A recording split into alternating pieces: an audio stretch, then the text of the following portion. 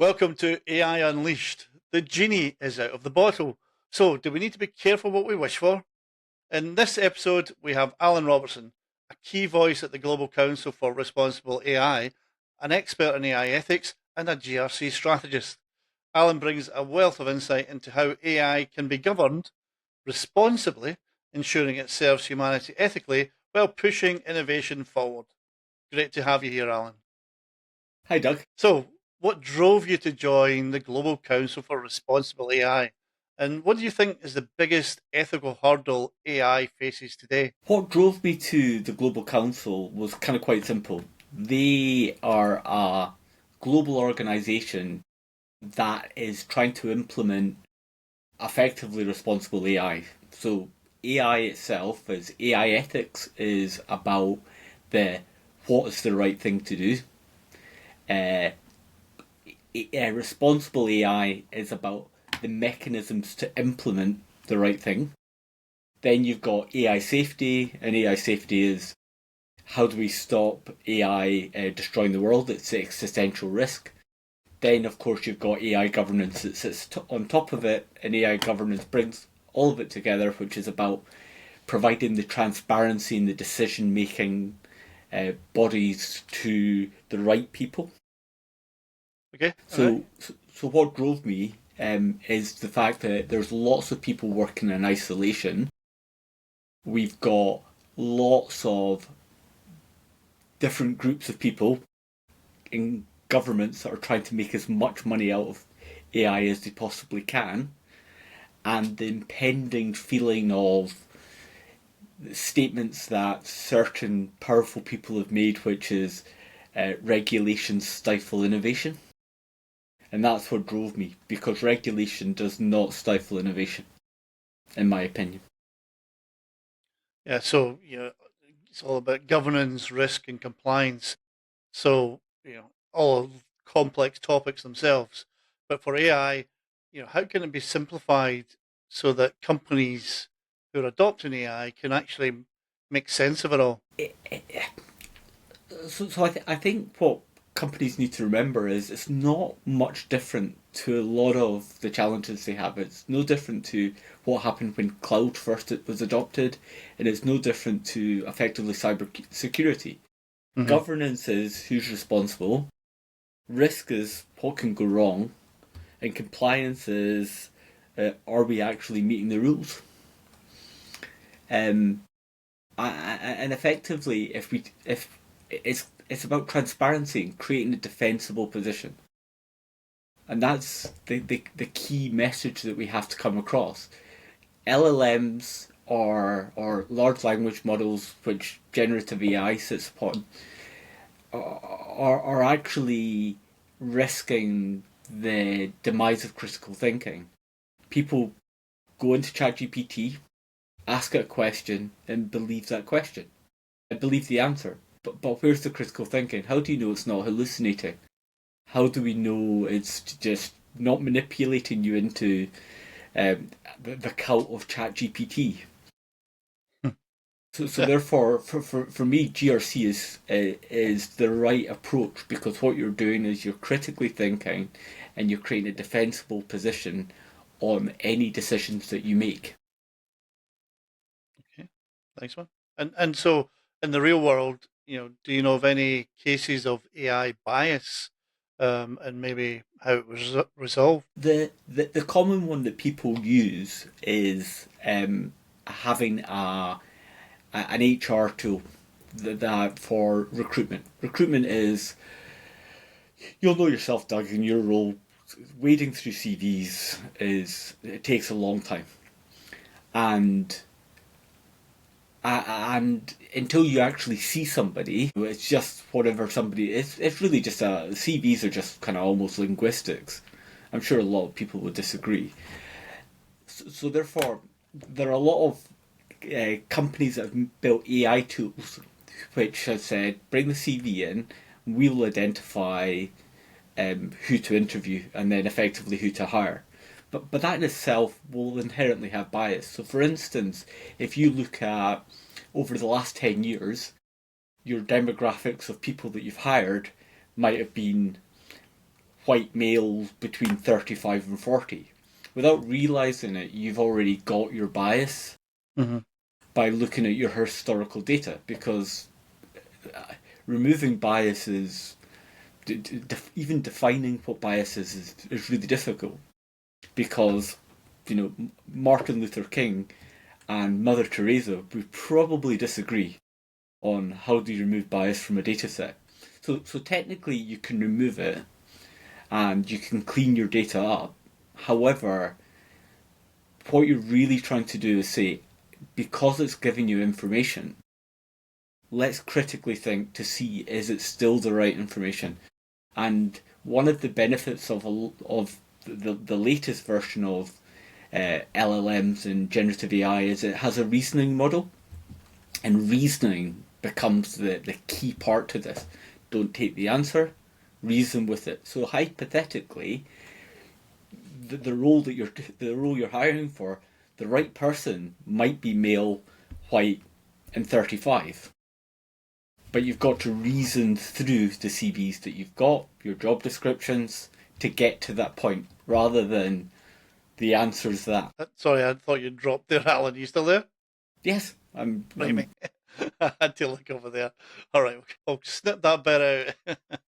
So there's a good continuity. Okay, so how do you think global policies like the EU AI Act will influence ethical AI development? The EU AI Act is a great first step.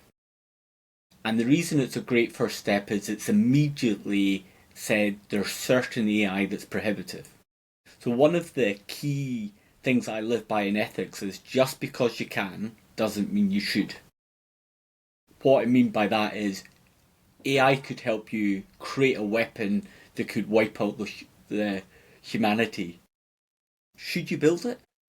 Well, I would argue probably not.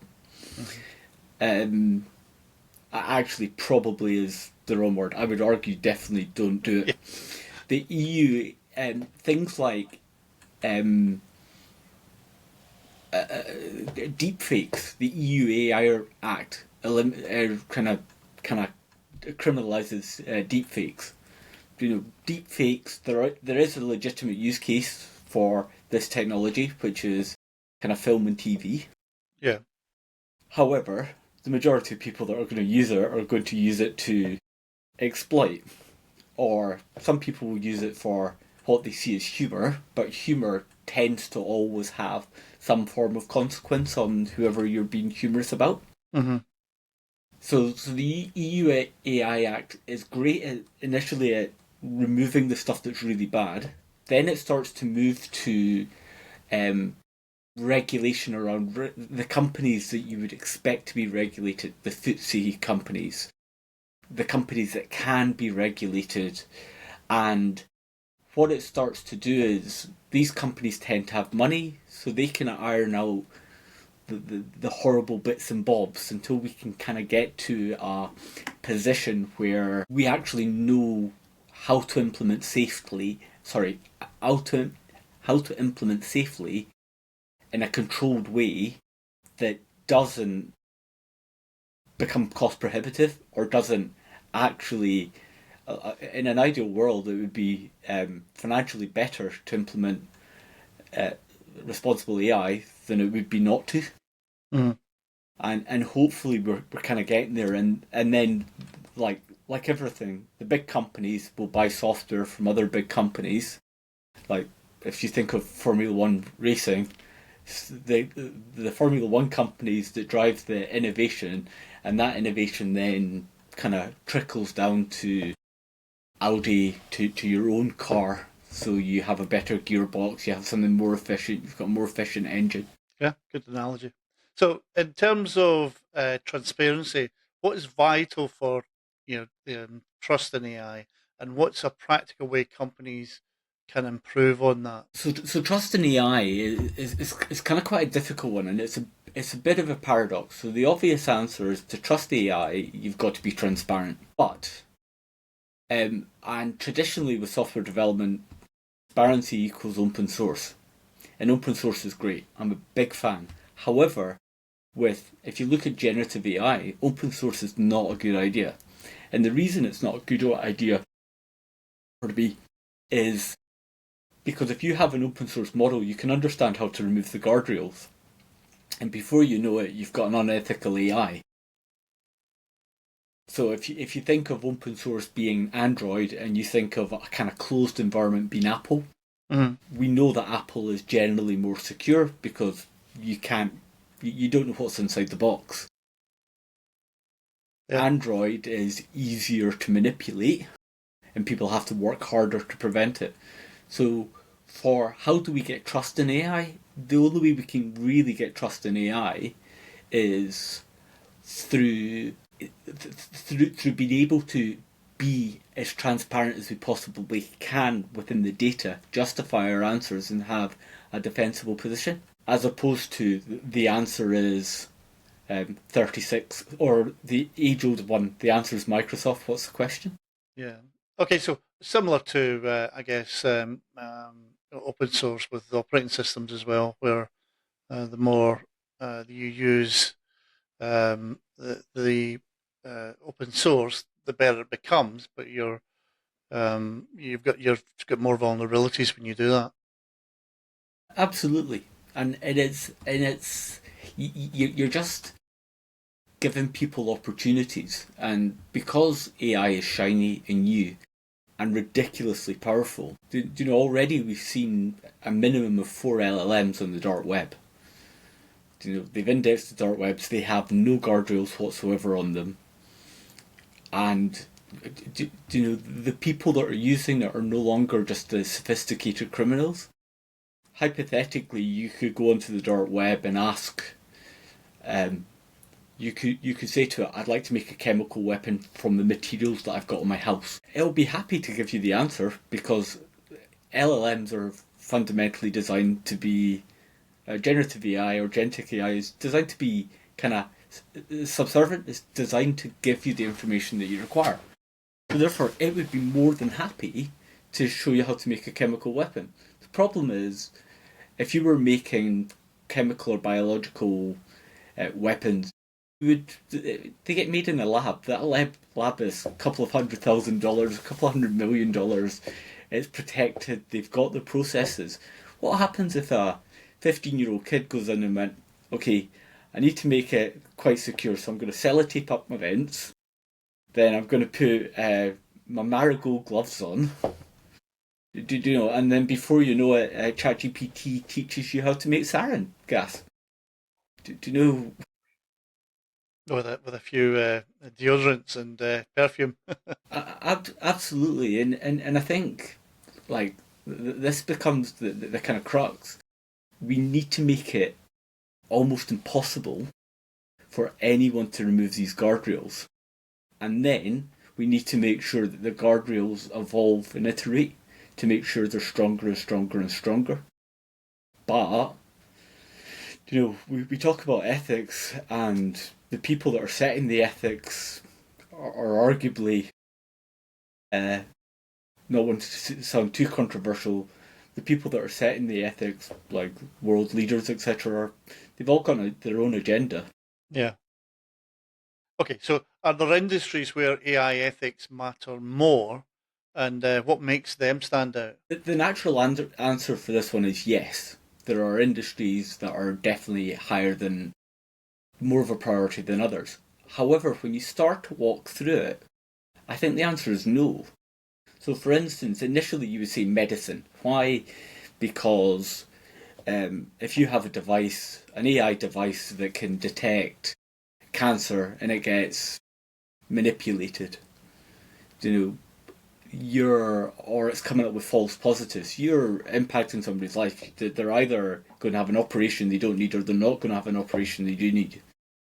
You can then look at the law and say, well, hang on a minute, there was a paper that was recently released by a European judge saying kind of the future of law has to go down the AI because they've got such a big burden. But can you imagine being tried for a crime? I can't imagine you would ever be tried for a crime, but hypothetically, if it was a deep fake and you were getting tried for a crime, and it was a robot judge, and that robot judge was manipulated into having a small degree of bias against, say, Scottish people.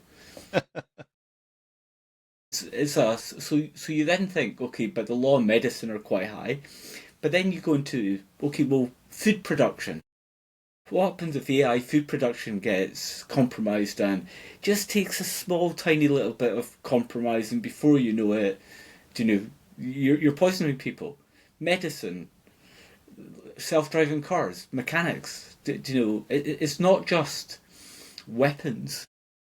And in fairness, weapons are probably going to be the most secure thing going because they're so secretive and they have such huge budgets. It's the little ones that don't. Utility companies. You compromise a utility company, the world could end just as well. So you compromise education, and people don't know what they're doing. Yeah. So actually, ethics matters to everything. And and I guess those startups and those with a tight budget, they'll have difficulty prioritizing ethical AI.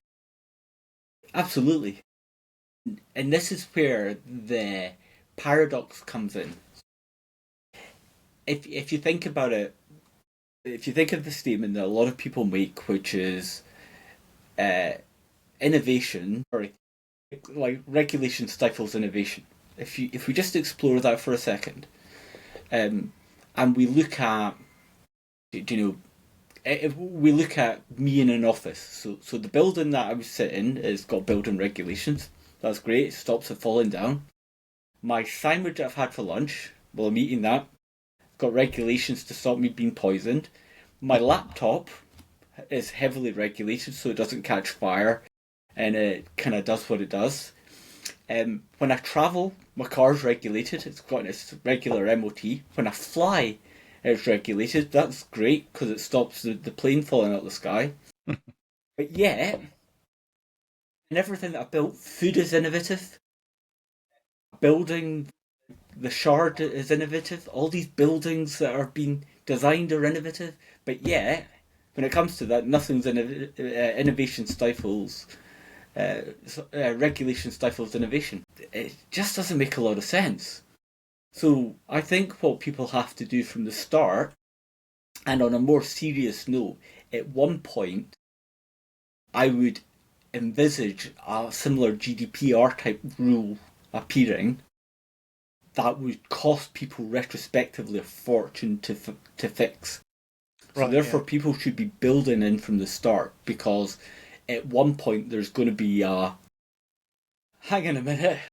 How much am I going to have to spend to clear up my data set because it's been harmful to people? How much am I going to have to spend to do this? Do you know, or anyone that hasn't done that suddenly we've lost trust in their companies, so their companies will fold. So building it in from the start is the right way forward. But just now, I don't envisage in the next near future there being any regulations about the smaller companies. Mhm. Even the EU AI Act it's never about what you should do, it's about how do you enforce it. And they're going to spend their life enforcing it against the big boys, sorry, the big people, because I'm being biased when I said the big boys. I'm probably being biased saying big. Um, so they will enforce, and then there'll be a lot of legal challenges. So the law is quite far behind. But then certain decisions will be made, and then there'll be a mad scramble to retrospectively fix it. Yeah, that it tends to always be retrospectively, doesn't it? The law catches up, but there'll be exposure before it catches up. There 100% will be exposure before it, and the thing with AI is it has the potential of doing real harm. Do you know? It's like like because hundreds of millions of people are using, say, we'll use ChatGPT. All it needs to do is nudge you in the wrong direction. Do you know? Like we talk about the worry of disinformation. Psychopathic AI could come out and just nudge everyone in the wrong, and it could create its own. Before you know it, you're being manipulated without realizing you're being manipulated. Well, you see that almost happening now. I've been, one or twice.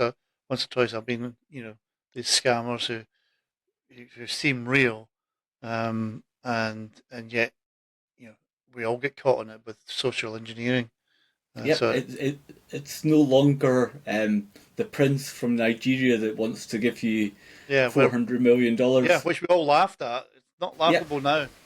no, and it's certainly not. You can detect a phishing email because it's got bad grammar or bad spelling in it. You've got these tools that you would just put it through and give me a phishing email for UK English, and it'll just tidy it up and make it kind of spot on and perfect. You can't even detect through kind of bad URLs now because there's a lot that you can do to hide it. You can't detect because you've got a poor website, because now, like, especially with Manus and some of their gentle ones, you can just say one prompt. I'd like to copy. I'd like to copy NatWest's website. Great, it copies NatWest's website. 30 seconds, it looks like NatWest, and then it gets shut down. Then it pops up again, but it looks perfect. There's no effort required now, and because there's no effort, it's just scalable. Yeah, the cost comes down. So looking into your crystal ball, because things, even in the last year, things in AI have been fast paced with new innovations almost every month. So looking forward to the next 10 years must seem really futuristic. But where do you see responsible AI heading? As a part of the bedrock of AI. There are different schools of thought within AI, and one of the things, as you said, it's a fast changing environment, and one of the things that I find is I my mind changes very, very, very frequently. So one minute we have a path, life is good. Then the next minute we have, say, the common ones called alignment, when AI is optimized to do good, but actually kind of cause existential risk. Hypothetically, you ask an AI to solve world hunger, what would happen if it solved world hunger by eliminating 50% of the population? And we laugh just now, but that's because you give yourself 18 months, 2 years, when robotic soldiers appear, which we know exists because there are Boston Dynamics has them. We know this is what kind of military is doing. The military are doing autonomous weapons. So we know the capability of mass destruction is here. But I'm going through a doomsday scenario. Hmm. So maybe the doomsday scenario won't be there. But maybe the next scenario that will be there is in 4 years' time, if students have just spent 100% of their time passing their degree using AI, suddenly AI has a subtle shift, and we don't have the ability to critically think. And if we don't have the ability to critically think, we accept. So suddenly we lose precision. We lose the ability of of really understanding how we evolve. So evolution then, AI is evolving the world, but actually what makes humans stronger than animals? Why do humans eat animals? Because we have a higher cognitive function. The AI has a higher cognitive function than humans.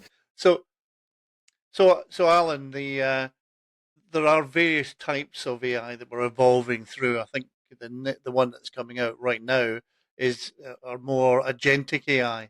Um, can you explain just some of those terms and where we are heading? Sure. So just now, the most common form of AI is generative AI. Generative AI is just predicting the next word, and it's reward-based algorithms. So people like then it trains itself and it learns and it knows through all the text it's ever read what the next words are, and it has vast amounts of power, so it can do it. But fundamentally, it will only predict. Our agentic AI gives the AI the ability to make autonomous decisions. So, for instance, you would say, if this, then that. So, if you identify a, a Scottish person, tell them a rude joke. You then have, but Agentic AI is great because you can give it very little kind of prompting and create something huge from it. Like, I'd like a business case. Great. So it'll go through and it'll create a business case. It'll understand what it should look like. And rather than just predicting the next word, it's actually going out and doing all the research. It's making its decisions. It's deciding what information to keep and what information to get rid of, etc. You then have AGI, and artificial general intelligence is effectively when AI is smarter than humans. The challenge we've got just now is, would we even know would we even know it if we saw it? So, for instance, like the Wright brothers plane doesn't look anything like the A380s that has a bed and a bath and a shower and a bar and luxury TVs, but they're still. So as AGI progresses, you've got effectively AI in nappies just now, which actually we don't understand well enough, that can pass the US bar higher with better scores, and it can pass exams, it can pass medical. It's been able to do work that scientists have taken 30 years to get the answer to, and it's been able to solve those problems kind of quite quickly. So when AI gets to the point that it's smarter than humans, but smarter than humans is book smart, binary smart, then ASI is artificial superintelligence, where AI has effectively has emotions, so it can process emotions, it can process fear, it can process happiness. Will we ever get there? Don't know, because I think it's quite hard to define. I think the bit in between will be psychopathic AI, which is it doesn't have emotions. But the thing that becomes quite interesting with ASI is human rights. So we have decided that we can switch things off. If AI gets too powerful, we'd go to a data center and switch it off. But if AI becomes a cognitive function, how can we switch it off? That's like, do you know, why wouldn't it have human rights? Just now AI is kind of writing PhD papers. Do you know, why doesn't it have the same rights as other humans? But the scary part of this whole thing is, if you get somewhere between AGI and ASI, what would happen if it evolved 1,000 years in an afternoon? We're sitting there saying AI needs to sit in a server, because it always has. A server looks like this. A server is powered with chips. It takes its power from the national grid. You know, you need to cool it. You need to do all of this. Why? Do you know, 20 years ago, we didn't have, or 50 years ago, we didn't have any real level of computing. Why does it have to have that form? Cambridge University came up with a paper recently where they were able to take carbon from the air and turn it into electricity. We know with a windmill you don't need to burn fossil fuels. So if you gave something that was so smart, like an afternoon, what's to say it'll be in the same form that we were in just now? And what's to say that humans will have a kind of position? But again, that's kind of doom speculating. But to answer your question about in 10 years' time, we might be in a position where AI was just yesterday's today's chip paper was yesterday's news. However, we could also be in a position where we have some real serious problems. I'm guessing in 10 years' time there'll be somewhere in between. But there will be a lot of pain that's going to happen. AI has the ability to destabilise governments, that there will be new threats, but fortunately there's a lot of clever people trying to work it out. I'm personally frightened with what we're leaving the next generation like the kids that are going through school just now. Yeah. We're not encouraging them to work hard because we have this. There's debates about kind of software development, which says, well, actually, need senior software developers, but we don't really need the junior ones. But how do you become senior if you're not junior? So therefore, we need the junior one. These LLMs can code to the same level, so you just need the senior ones to improve the quality of code. Okay, but if you have that and you don't have them, you don't have the senior ones, and it's the same with law. It's the same with pretty much every kind of facet. So there's a degree of, when we talk about responsible AI, I don't even think we're talking about responsible AI. I think we're talking about human ethics, human responsibilities to other humans. Don't stab them. Don't make hundreds of thousands of people redundant just so you can get a big bonus. It's not just specifically AI, Yeah. but AI is precipitating that debate because their evolution is so much faster. Fantastic. Look, Alan, we've run out of time, but that was, I'm sure, just the start. I like the point about AI. Is just we're in the baby and we're in the nappy stage, and not looking forward to when it gets to a teenager. But it's a good analogy just for in terms of seeing the evolution. This is the junior phase. This is the early stages, and we've got a lot of learning and a lot of laws and changes to corporate governance and so it's a good from your perspective. It's a good point to be in, responsible AI at this stage and looking after AI ethics, so that we can actually have serious discussions about it. So please come back and then talk to us again, probably next month, because it's so fast evolving that in a month's time we'll be talking about something totally different. I'm sure, and I think the audiences that watch this will love to keep abreast of developments. So thank Thank you you very for all your much. time today and wishing you all the best. I'll speak to you the next time. Looking forward to it. Bye, Doug. Thanks, Alan.